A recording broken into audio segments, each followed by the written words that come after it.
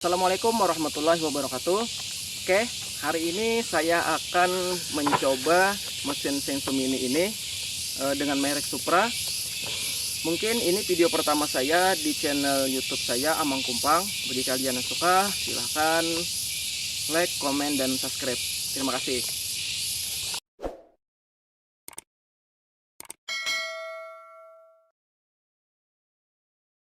Ya. Jadi Senso ini sudah saya pakai kurang lebih 6 bulan. Dalam 6 bulan ini ada beberapa kendala atau kerusakan yang saya alami ketika pakai Senso ini. Jadi ada beberapa juga yang saya sudah rubah dan saya ganti beberapa bagian di Senso ini. Apa saja itu? Simak videonya. Jadi kendala dan kerusakan yang pernah saya alami ketika pakai Senso merek ini, kurang lebih pemakaian 6 bulan, itu ada di karet bodi. Nah, di karet bodi ini yang cepat sekali rusak bagian atas, kiri, sama kanan. Dan ini juga yang pertama saya ganti. Terus ada juga di bagian rantai, karena rantainya ini kalau untuk kayu keras dia tidak rekom, karena kalau untuk kayu keras dia pasti patah di bagian ujung-ujung dari rantai ini.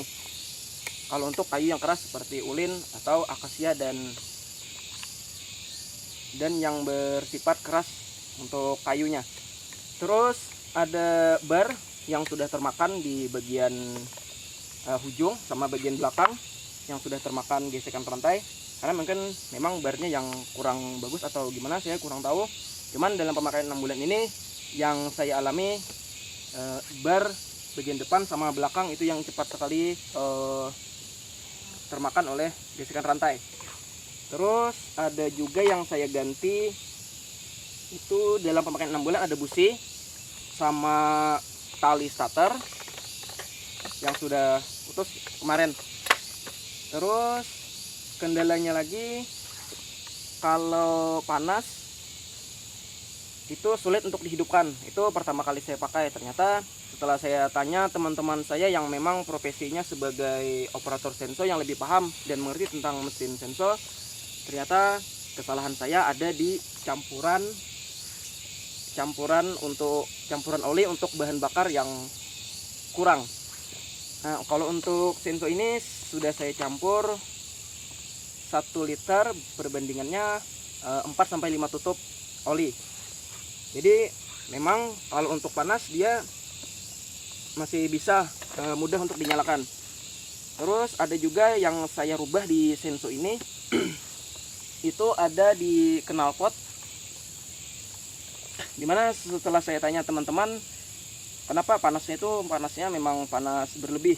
Ternyata memang kata teman-teman saya yang profesinya operator Senso yang lebih paham tentang mesin Senso, ternyata ada di knalpot. Nah, biasanya kalau orang-orang di daerah saya yang biasa memakai mesin Senso, mereka sering lepas knalpot. Nah, kalau untuk saya pribadi, kalau untuk lepas knalpot mungkin suaranya agak keras dan bising. Nah, itu yang membuat saya tidak terlalu suka untuk lepas knalpot. Memang kalau untuk tenaga memang lebih enteng kalau untuk dilepas knalpot. Terus jadi saya tetapkan aja tidak melepas knalpot. Cuma kata teman-teman saya, kalau memang tidak ingin melepas knalpot, tambahkan aja beberapa lubang di bagian dalam sama di luar. Nah, ini sudah saya tambah nih. Asalnya memang ada 2 lubang saja di sini. Terus saya bor aja di sini menjadi 1 lubang, lebih kecil dari lubang yang asal dari pabrikan. Terus di dalamnya juga saya ubah sedikit, saya tambah juga sekitar 2 lubang tambahan di bagian dalam. Jadi kalau untuk tenaga memang lebih enteng juga, tetapi suaranya tidak terlalu bising seperti melepas knalpot. Nah, jadi itu aja yang saya ganti. Kalau untuk mesin dalam pemakaian 6 bulan ini hampir setiap hari untuk dipakai untuk potong dan belah kayu, itu tidak ada masalah, asalkan oli campur di bahan bakar itu pas dan olinya sesuai dengan mesin Senso. Ada juga memang mesin Senso yang olinya yang tidak cocok dengan Sensonya, itu yang membuat dia sulit untuk dihidupkan setelah panas. Ada juga, karena kemarin ini saya coba oli itu tidak cocok dengan mesin Senso ini. Ternyata memang kalau sudah panas dia sulit untuk dinyalakan. Kita memang ada faktor juga oli yang tidak cocok untuk mesinnya, tergantung mesin masing-masing sebenarnya. Kalau untuk tenaga masih oke. Terus mungkin tidak usah panjang lebar, kita akan coba aja. Nanti kita akan coba tebang pohon di situ, kita coba menggunakan sensor saya ini. Nah, mungkin kita akan nyalakan dulu karena ini tidak dinyalakan ya dari tadi.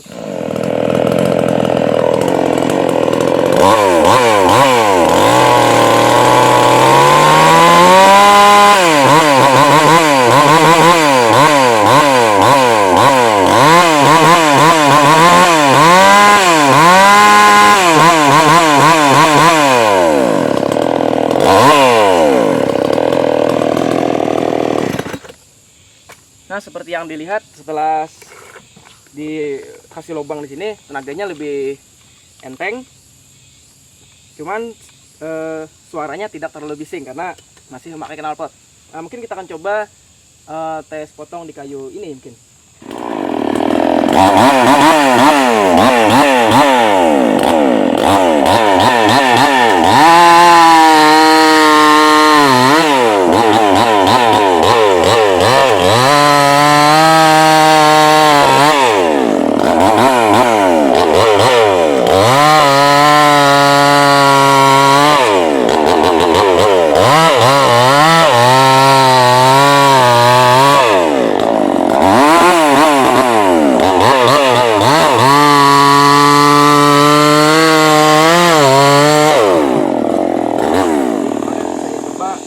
Tebang pohon sengon menggunakan sensor ini, ternyata tenaga memang lebih enteng setelah diberi lubang di knalpot.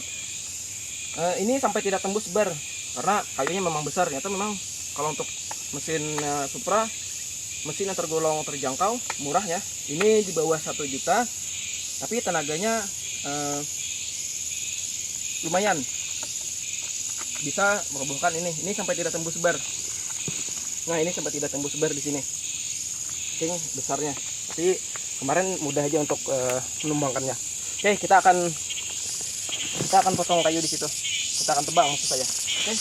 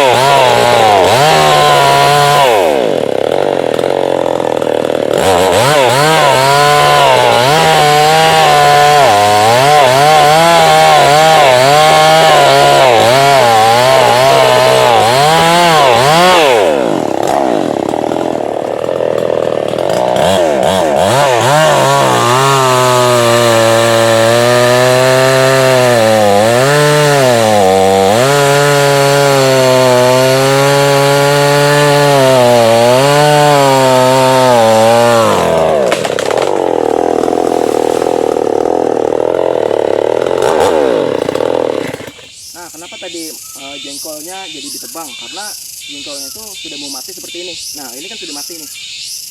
Nah, jadi ini memang ditebang karena membanyakan pengguna jalan yang melintas di sini, karena ini jalan ke kebun. Jadi lapuknya itu di tengah. Nah, sama seperti itu.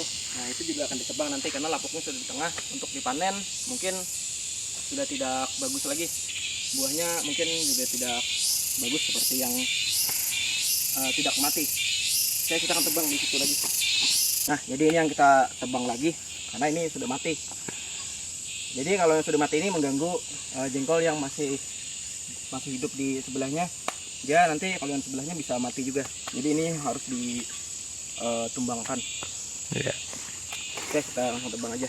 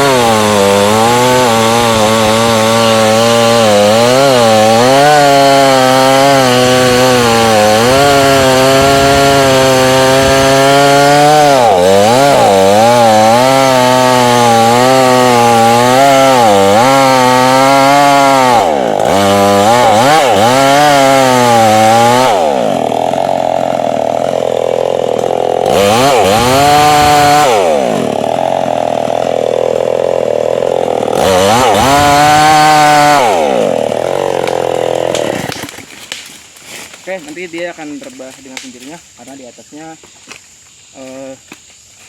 sangkut semak-semak. Nanti dia akan rebah. Kita cari posisi aman dulu. Oke. Karena ini video saya yang pertama, mungkin ada beberapa kata yang kurang pas atau canggung dalam video saya tadi. Mohon maaf karena ini pertama kalinya saya mengupload video. Dan juga ada beberapa cara atau teknik saya yang kurang pas dalam memakai sensor ini tadi. Mulai dari mencoba sampai menebang pohon tadi, mohon koreksinya karena saya sangat pemula. Dan jangan lupa kalau kalian suka dengan video saya tadi, silahkan like, komen, dan subscribe. Terima kasih. Assalamualaikum warahmatullahi wabarakatuh.